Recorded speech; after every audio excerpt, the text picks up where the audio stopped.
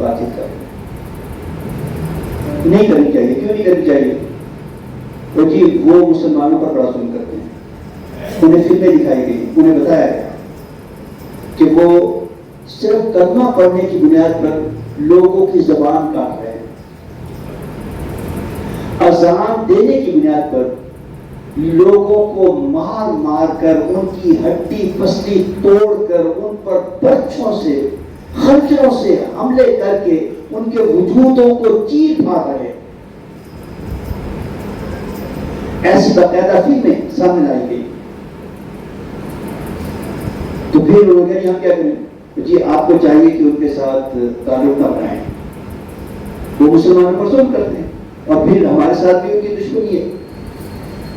ملک کے لوگوں نے ان سے جا کر کہا, کیونکہ پھر ہم کہتے ہیں تمہارے ساتھ دشمنی ہمارے ساتھ تو نہیں, تم نے بھی فلانے ملک کے ساتھ تعلق بنایا ہوا ہے, وہاں بھی مسلمانوں پر ظلم ہو رہا ہے.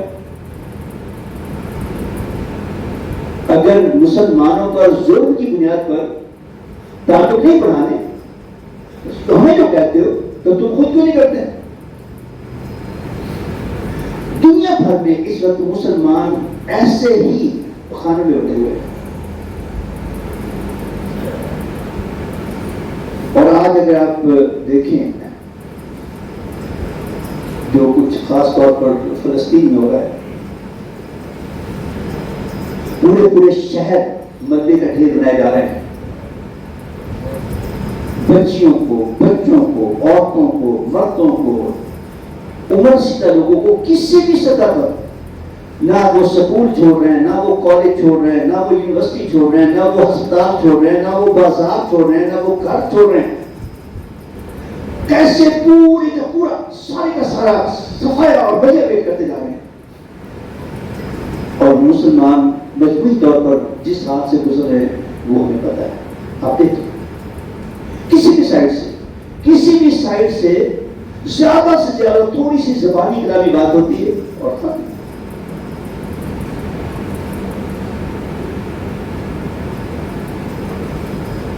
کہاں گئی وہ ملت واحدہ؟ نبی اکرم صلی اللہ علیہ وسلم نے ملت واحد قرار دیا تھا.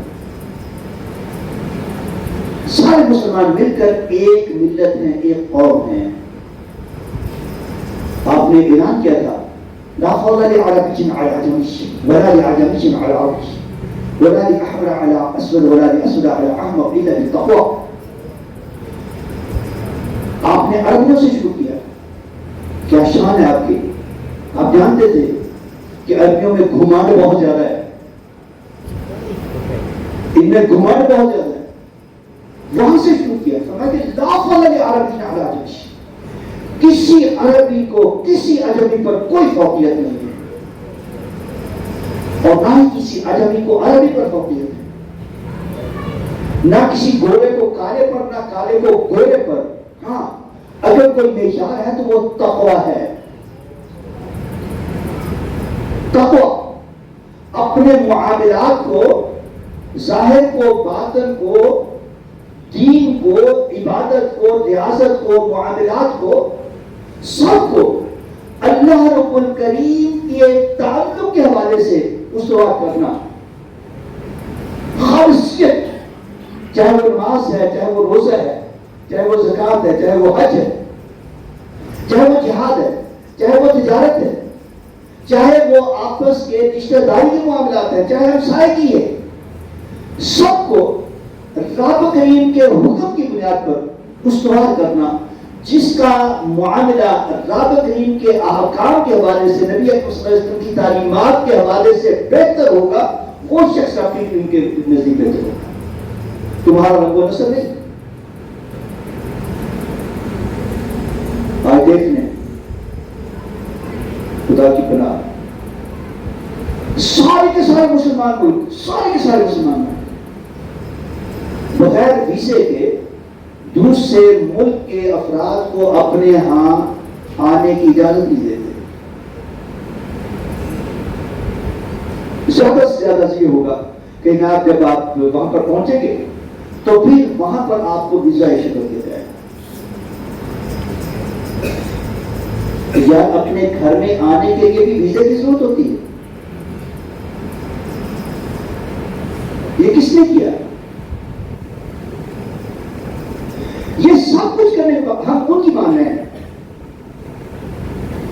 جو اسلام دشمن عناصر ہیں، ان کی مانی جا رہی ہے، مگر ان کو پھر بھی یہ قابل قبول نہیں ہے۔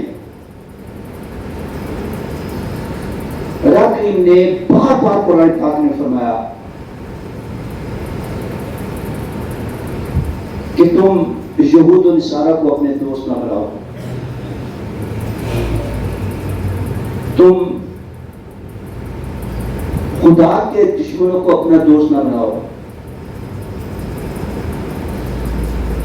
لا تتخذوا اليہود والنصارى اولیاء۔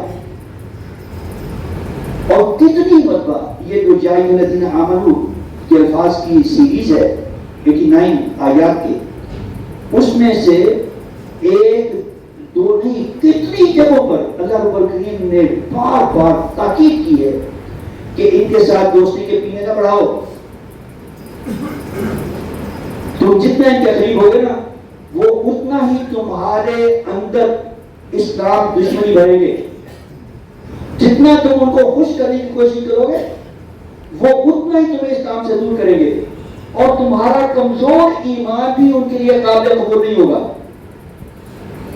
کمزور ایمان، یہاں تک انہوں نے نفرتیں بھر دی کہ ہم ایک دوسرے کو بغیر ویزے کے قابل قبول نہیں ہیں، اور خود ان کے اپنے ہاں ایسے پورے یونٹس بن جاتے ہیں، گروپس بن جاتے ہیں کہ جہاں کسی قسم کے کوئی ویزے کی ضرورت نہیں ہے، اور تصدی سے جائے آئے جیسے ہم ایک شہر سے دوسرے شہر جاتے ہیں۔ آپ دیکھیں گے میڈیا پر یا چیک کر لیں، آپ کو کئی ممالک ایسے ملیں گے جن کے جو ان کی سرحدیں جو ہے وہ ایسی ہیں، درمیان میں ایک چھوٹی سی بارڈر لائن، وہ بھی اینٹوں کی بنی ہوئی، فرش پر لکیر پھینکی ہوئی آپ کو مل جائے گی، ایک طرف ایک ملک ہے، دوسری طرف دوسرے ملک ہے، اور دونوں پر لوگوں نے اپنے ریزورٹس بنائے ہوئے ہیں، وہ ہوٹل بنے ہوئے ہیں، پکنک پوائنٹ بنے ہوئے ہیں، ادھر بھی کرسی پڑی ہے ادھر بھی کرسی پڑی ہے، ایک عام بندے کو پتہ نہیں چلتا کہ کون کدھر ہے، اپنی حدود و حدود کی بات گرتی ہے تو بیچارے مسلمانوں کو۔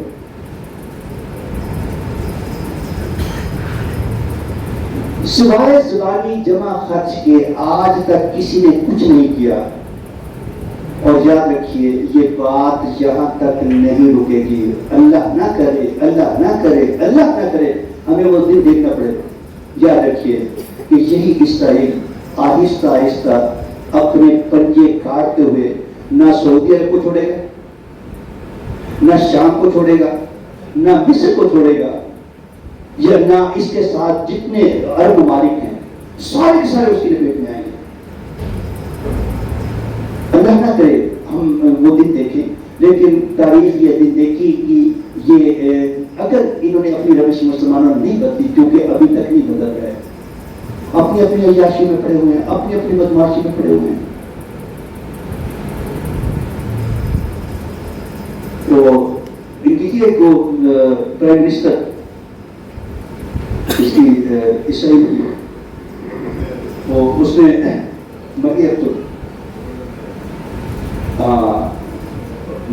سب نام ہی لے رہے ہیں، اس نے اپنی موجودگی میں رات کو حملہ کروایا، اور وہ کہتے میں ساری رات جاگتی رہی کہ راتوں رات سارے مسلمان ممالک ہم پر حملہ ہو جائیں گے اور صبح تک اسرائیل مکے میں ہو جائے گا۔